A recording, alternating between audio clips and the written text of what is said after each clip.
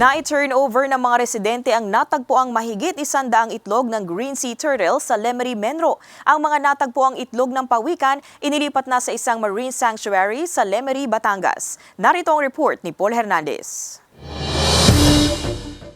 Maingat na na-rescue at na-turnover ng isang residente ng Barangay Sambal sa Lemery, Batangas ang mahigit 100 itlog ng green sea turtle sa Municipal Environment and Natural Resources Office o Menro, Lemery. Ilang linggo nang sunod na nakakakita ng mga itlog ng pawikan sa coastal barangay sa bayan. Ayon sa Menro, sa ganitong panahon daw talaga madalas nangingitlog ang pawikan. Ngayon pong start po ng October hanggang January po. Ang mga itlog agad inilipat sa Marine Sanctuary sa Barangay Mataas na Bayan. Dito mas mapapangalagaan at mamomonitor ang lagay ng mga itlog. Ang sea turtle egg sightings, indikasyon daw na mayaman at malusog pa sa marine life ang katubigang bahagi ng Lemery. Kaya po sila willing pa rin pong mga itlog dito sa baybayin po ng Lemery po. Wala siyang, kumbaga, yung nangangagat sa dagat kasi kinakain nila yon. Ikinatutuwa na rin ng otoridad ang partisipasyon ng komunidad sa pagliligtas ng mga buhay ilang. Ipinagbabawal sa ilalim ng Republic Act 9147 o Wildlife Resources Conservation and Protection Act ang panghuhuli, pag-aari at pagbebenta ng mga itlog ng pawikan.